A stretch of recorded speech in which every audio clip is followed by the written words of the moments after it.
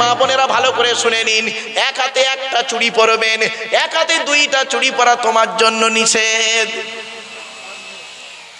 কেন? আল্লাহর নবী বললেন, ওরে নারী, তোমার চুড়ির ঝুনঝুনি আওয়াজটা পরপুরুষের জন্য হলো হারাম। এরপরে বলা হয়েছে তোমরা তোমাদের স্ত্রীদেরকে এই শিক্ষা দান করবে, তারা যেন কোনোদিন মাথার বালিশ, কি বলেন, মাথার বালিশ তারা যেন কোনোদিন দুটো ব্যবহার যেন না করে। স্বামী স্ত্রী যখন ঘুমাবে একটি মাত্র লম্বা বালিশে মাথা রেখে ঘুমাবে। কথাটা আমার নয়, আল্লাহর নবী করেছেন কি, তার ছোট মেয়ে ফতেমাকে যখন আলীর সঙ্গে বিবাহ দিলেন, মেয়েকে যখন শ্বশুর বাড়ি পাঠিয়েছিলেন, আলীর বাড়িতে যখন পাঠিয়েছিলেন, কি কি দিয়েছিলেন শুনে নিন। ফতেমার দুটো জামা দিয়েছিলেন, একটা খেজুর পাতার চাটাই দিয়েছিলেন, একটা পানির কলসি দিয়েছিলেন, একটা জাঁতা দিয়েছিলেন, আর কি করেছিলেন, একটা কম্বল দিয়েছিলেন, আর কি দিয়েছিলেন, একটা চামড়ার বালিশ দিয়েছিলেন। কটা? একটা। স্বামী স্ত্রী যখন ঘুমাবে একটি মাত্র লম্বা বালিশে মাথা রেখে ঘুমাবে। স্বামী স্ত্রী এক বালিশে মাথা রেখে ঘুমালে আল্লাহর রহমত ও ভালোবাসা আল্লাহ বাড়িয়ে দেবে।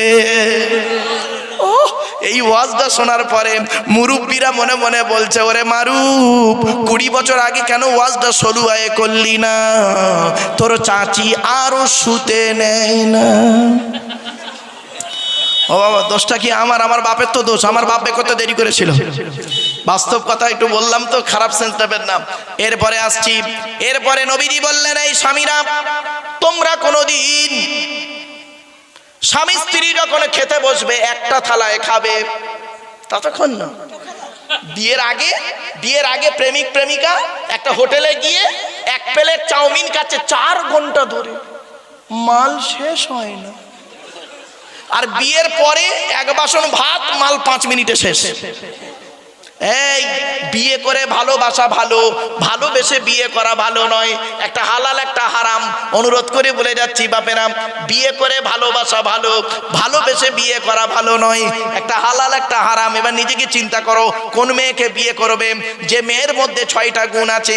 এই কোরআনে আল্লাহ বলে দিয়েছেন, মুসলিমাতিন মুমিনাতিন কানিতাতিন তাইবাতিন আবিদাতিন সাইহাতিন সাইয়্যিবাতিন ওয়া আবকারা। যে মেয়ের মধ্যে এই 6টা গুণ আছে, ওই মেয়েকে বৌমা করবে। যাকে তাকে বৌমা করতে যেও না, সাদা চামড়া দেখে ছুটতে যেও না। সব সাদা চামড়া মোটেই ভালো নয়। এজন্য অনুরোধ করে বলে যাচ্ছি বাবা, কোন ছেলেকে জামাই করবে যে ছেলের মধ্যে 2টা গুণ পাবে? হাতে টাইম তো শর্ট বাবা, শর্ট টাইম একটু টুকটুক করে বলে যাচ্ছি। চলো বাপ, এবারে আসছি। স্বামী স্ত্রী যখন খেতে বসবে এক থালাতে খাবে, একটা থালায় খেতে বসবে।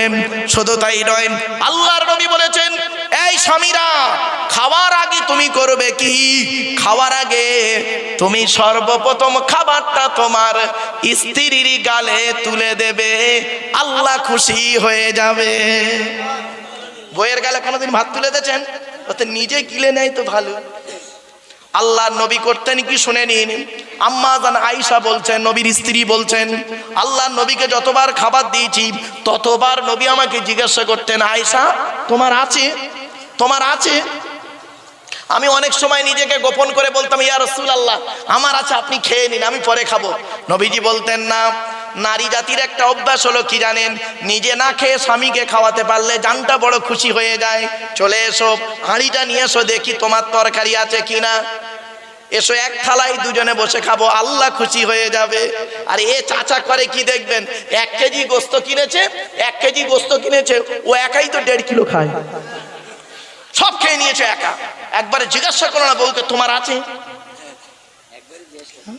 বিবেককে প্রশ্ন করবেন বাড়িতে গিয়ে। চলুন এবার আসছি। এই মা বোনেরা ভালো করে শুনে নাও, স্বামীকে আয়ত্ত করতে গেলে কি করতে হয়? মেয়েরা অনেকে বোঝে না, খালি তাবিজ করতে ছোটে, তাবিজ করতে বোকা কোথাকারে। একটা মারাত্মক তাবিজ বলে যাচ্ছি। স্বামী স্ত্রী যখন ঘুমাবে একটি মাত্র লম্বা বালিশ ব্যবহার করবে। স্বামী স্ত্রী যখন ঘুমাবে একটি মাত্র লম্বা বালিশ ব্যবহার করবে। আর স্ত্রী যদি ওর মাথার লম্বা চুলটা ওই বালিশের উপরে বিছায়ে দেয়, আর স্বামী যদি স্ত্রীর চুলের উপরে মাথা রেখে ঘুমায়, ওই স্বামী ওই মুহূর্তে জীবনে কোনোদিন অন্য কোনো মেয়ের কথা ওর মনেই আসবে না। শুধু তাই নয়, শুনে নাও, আল্লাহর নবী বলেছেন, আমি বলিনি 10 মিনিট হয়তো হতে এখন 1 মিনিট বাকি।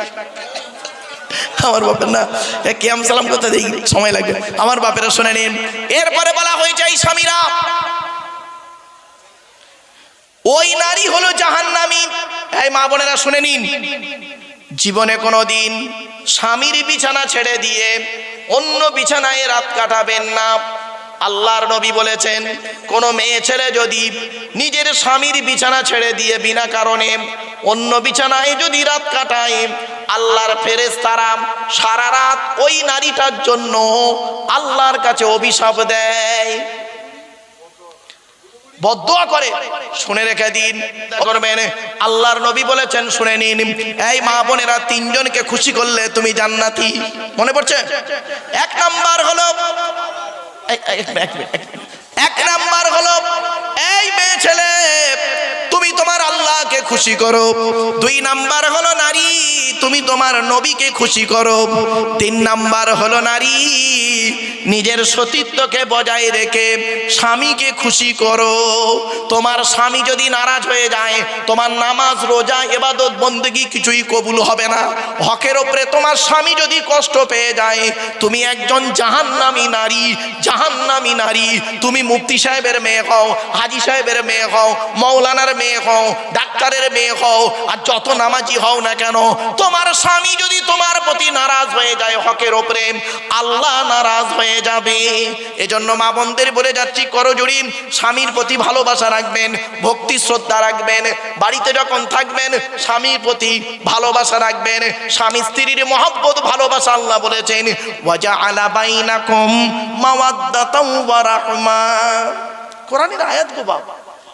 আল্লাহ সূরা রুমের মধ্যে আল্লাহ পাক বলে দিলেন, আমি আল্লাহ জানিয়ে দিলাম দুনিয়ার মানুষ শোন, তোদের স্বামী স্ত্রীর ভালোবাসা এমন একটা সময় চলে আসে, দয়ায় পরিণত করে দিই। ভালোবাসা সব সময় থাকে না। প্রথম ভালোবাসার খুব মায়া মমতা থাকে, তারপরে দেখবেন 40 বছর বয়স পার হয়ে যাবার পরে দেখবেন বুড়ো বুড়ির প্রতি নির্ভর হয়ে যায়, আর বুড়ি বুড়োর প্রতি নির্ভর হয়ে যায়, একে অপরের দয়ায় পরিণত হয়। আল্লাহর কোরআন এই আয়াতের তাফসীর যদি করি না বাপ, কল্পনা করতে পারবেন না। আমার বাপেরা, যা শুধু আপনাদেরকে আমি কিছু শেখাতে চেয়েছিলাম, কিছু বলতে চেয়েছিলাম, এগুলোকে একটু পরিবর্তন করুন। দেখবেন আপনি স্বামী থাকতে আপনার স্ত্রী কেন অন্য পুরুষের সঙ্গে সম্পর্ক করবে, আপনি স্ত্রী থাকতে আপনার স্বামী কেন অন্য নারীর সঙ্গে সম্পর্ক করবে, যাতে না করে সে কথা আপনাদেরকে তুলে ধরেছি। স্বামী স্ত্রীর মহব্বত ভালোবাসা দেবেন। শুনে রেখে দিন, আল্লাহ রাসূল বলেছেন, স্বামী যখন বাইরে থেকে আসবে, স্ত্রী যদি এমন কিছু ব্যবহারে যদি স্বামীকে হাসাতে পারে, ওই স্ত্রী হলো জান্নাতি। জোরে বলুন। এই ছেলেরা, তোমরা 4 জনকে খুশি করলে জান্নাতে যাবে। কজন? বেটা ছেলেরা 4 জনকে খুশি করলে জান্নাতি, মেয়ে ছেলেরা 3 জনকে খুশি করলে জান্নাতি।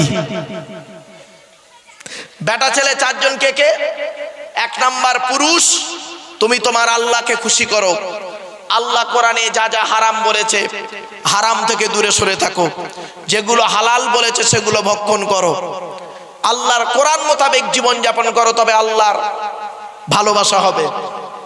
1 নাম্বার, তুমি আল্লাহকে ভালোবাসো, 2 খুশি করো। 2 নাম্বার, নবীকে খুশি করো, নবী মুহাম্মদ সাল্লাল্লাহু আলাইহি ওয়াসাল্লামকে খুশি করো। নবী মুহাম্মদ সাল্লাল্লাহু আলাইহি ওয়াসাল্লাম যেভাবে খেয়েছে, যেভাবে শুয়েছে, যেভাবে চলাফেরা করেছে, যেভাবে মানুষের সঙ্গে মেলামেশা করেছে, যেভাবে দোকানদারি করেছে, যেভাবে ব্যবসা করেছে, যেভাবে স্ত্রীদের সঙ্গে কথা বলেছে, যেভাবে ছেলে মেয়েদের সঙ্গে কথা বলেছে, যেভাবে জামাইয়ের সঙ্গে ব্যবহার করেছে, যেভাবে বৌমার সঙ্গে কথা বলেছে, তুমি সেইভাবে কথাবার্তা বলো। এত সোজা না? নবীকে খুশি করো, 2 জন হলো। 3 নাম্বার হলো, হকের উপরে তুমি তোমার জন্মদাতা বাপকে খুশি করো। 4 নাম্বার হলো, তুমি তোমার মাকে খুশি করো। এই ছেলে, বাড়ি থেকে যখন বেরোবে, বাপ আর মা যদি বেঁচে থাকে, বাপ আর মায়ের দোয়া নিয়ে বাড়ি থেকে বেরোবে।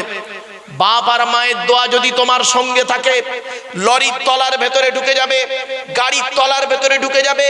আমার আল্লাহ করবে কি, বাম্মার দোয়ার ওসিলায় গাড়ির তলার ভেতর থেকে জীবিত টেনে বের করে আনবে। সকলের দোয়া মিস হতে পারে, বাম্মার দোয়া মিস হবে না। এরা বাম্মার গুরুত্ব দেয় না। মায়ের ছোট্ট পেটে ছেলের জায়গা হয় 10 মাস 10 দিন, আর ছেলের 4 কামরা ঘরে অবাগিনী মায়ের শোয়ার জায়গা হয় না। ঠিক না বে ঠিক? শুধু তাই নয়, এই ছেলে কখন লাথি মারলে মা হাসে, ছেলে কখন লাথি মারলে মা কাঁদে, শুনে নেন। ছেলে যখন মায়ের পেটে থাকে, ছেলে যখন মায়ের পেটে লাথি মারে, তখন মা আনন্দে হেসে ফেলে, আমার বাচ্চা বেঁচে আছে, মরেনি। আর ওই বাচ্চা যখন মায়ের পেট থেকে পৃথিবীর মুখ দেখে, পৃথিবীর কোনো ব্যক্তির কথা শুনে, শ্বশুরের কথা শুনে, শাশুড়ির কথা শুনে, বইয়ের কথা শুনে, কারোর কথা শুনে মার গায়ে যখন লাথি মারে, মায়ের চোখ থেকে পানি পড়ে। মনে রেখো, মা যদি নারাজ হয়ে যায়, বাপ যদি নারাজ হয়ে যায়, আল্লাহ নারাজ হয়ে যাবে। তোর নামাজ, দাড়ি, টুপি, রোজা কবুল হবে না, মাথায় রেখে দিও। বাস্তবটাই বললাম, আল্লাহর নবীদের পরই স্থান হলো বাপ আর মায়ের। বাম্মার এত মূল্য। যাদের বাম্মা বেঁচে আছে, খবরদার আজকের বাড়িতে গিয়ে সেই বাম্মার কাছে ক্ষমা চেয়ে নেবেন। আল্লাহর নবীর কাছে, আল্লাহর নবী বলেছেন, পৃথিবী ধ্বংসের লক্ষণ হলো নিকটবর্তী লোকের সঙ্গে মহব্বত থাকবে না, দূরবর্তী লোকের সঙ্গে মহব্বত তৈরি হবে। ঠিক না বে ঠিক? নিজের বাপে আল্লাহর নবী বললেন, নিকটবর্তী লোকের সঙ্গে মহব্বত থাকবে না, দূরবর্তী লোকের সঙ্গে মহব্বত তৈরি হবে। নিজের বাপের প্রতি ভক্তি নেই, শ্বশুরের প্রতি ভক্তি বেশি। নিজের মায়ের প্রতি ভক্তি নেই, শাশুড়ির প্রতি ভক্তি বেশি। নিজের মায়ের পেটের ভাইয়ের প্রতি ভালোবাসা নেই, স্ত্রীর ভাই শালার প্রতি মায়া খুব বেশি। ঠিক না ঠিক? নিজের মায়ের পেটের বোনের প্রতি ভালোবাসা নেই, স্ত্রীর বোন শালীর প্রতি দয়া খুব বেশি। বাড়ি থেকে ভাববেন। 1 নাম্বার নবী বললেন বিদ্যা উঠে চলে যাবে, 2 নাম্বার ব্যভিচার বেড়ে যাবে, 3 নাম্বার মদ খাওয়া বেড়ে যাবে, খালি মিলিয়ে নিন, টাইম নেই। 4 নাম্বার সুদ খাওয়া বেড়ে যাবে, 5 নাম্বার ঘুষ খাওয়া বেড়ে যাবে, 6 নাম্বার পিতামাতার অবাধ্য সন্তান হবে, 7 নাম্বারে বলা হয়েছে ঘন ঘন ভূমিকম্প দেখা দেবে, 8 নাম্বারে বলা হয়েছে জলোচ্ছ্বাস দেখা দেবে, 9 নাম্বারে বলা হয়েছে অজানা রোগের আবির্ভাব ঘটবে, 10 নাম্বারে বলা হয়েছে স্বামী স্ত্রীর মধ্যে ঘন ঘন গন্ডগোল দেখা দেবে। 11 নম্বরে বলা হয়েছে কি জানেন? অযোগ্য ব্যক্তিরা নেতৃত্ব দেবে, যার যে সম্পর্কে কোনো জ্ঞান নেই।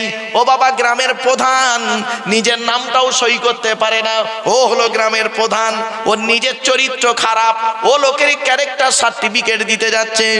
ঠিক না বেটি? শুধু তাই নয়, পৃথিবী ধ্বংসের লক্ষণ হলো শিক্ষিত লোকেরা অশিক্ষিত লোকেদের সম্মান করবে ভয়েতে। ও বাবা, 8 ফেল, সে একজন নেতা, আর তাকে স্যালুট দিচ্ছে একজন IPS অফিসার। ঠিক না বেটি? পৃথিবী ধ্বংসের লক্ষণ হলো স্বামী স্ত্রীর মধ্যে ঘন ঘন গন্ডগোল দেখা দেবে। এই জন্য বলা হয়েছে, এই স্বামীরা তোমরা তোমাদের স্ত্রীদের জীবনে 17টা শিক্ষা দান করিও। কটা কটা কটা কটা আজকের বাড়ি থেকে এটা করবেন। 1 নাম্বার বলা হলো, এই স্বামীরা তোমরা তোমাদের স্ত্রীদের সঙ্গে যখন কথা বলবে, আসসালামু কবলাল কালাম, স্বামী স্ত্রী যখন কথাবার্তা বলবে, একে অপরকে সালাম দেওয়া নেওয়া করবে। আল্লাহর রহমত, মহব্বত, ভালোবাসা আল্লাহ বাড়িয়ে দেবে। বউকে কোনোদিন সালাম দিয়েছেন? না। অনেকে দেখবেন শালিকে সালাম দিচ্ছে, শালিকে, আরো দাদার শালিকে ঘন ঘন মোবাইল মিস কল, তোর মোবাইল বাস্ট করবে। 2 নম্বরে বলা হয়েছে, এই স্বামীরা তোমরা তোমাদের স্ত্রীদেরকে এই শিক্ষা দান করবে, তারা যেন কোনোদিন কাবা শরীফের দিকে মুখ করে কোনোদিন থুতু যেন না ফেলে। 3 নম্বরে বলা হয়েছে, এই স্বামীরা তোমরা তোমাদের স্ত্রীদেরকে এই শিক্ষা দান করবে, তারা যেন কোনোদিন কাবা শরীফের দিকে মুখ করে কোনোদিন পেশাব পায়খানা যেন না ফেরে। তারপরে বলা হয়েছে, তোমরা তোমাদের স্ত্রীদেরকে এই শিক্ষা দান করবে, তারা যেন কোনোদিন কাবা শরীফের পেছন ফিরে যেন পেশাব পায়খানা যেন না ফেরে। তারপরে বলা হয়েছে, হয়েছে তোমরা তোমাদের স্ত্রীদেরকে এই শিক্ষা দান করবে তারা যেন কোনোদিন গোসলখানায় মানে বাথরুমে গোসলখানায় তারা যেন কোনোদিন পেশাব যেন না ফেরে। তারপরে বলা হয়েছে তারা যেন কোনোদিন গোসলখানায় উলঙ্গ অবস্থায় গোসল যেন না করে। তারপরে বলা হয়েছে তোমরা তোমাদের স্ত্রীদেরকে এই শিক্ষা দান করবে তারা যেন হাতের চুড়ি কি হুজুর কি বলে চুড়ি চুড়ি চুড়ি হাতের চুড়ি তারা যেন কোনোদিন দুটো ব্যবহার যেন না করে।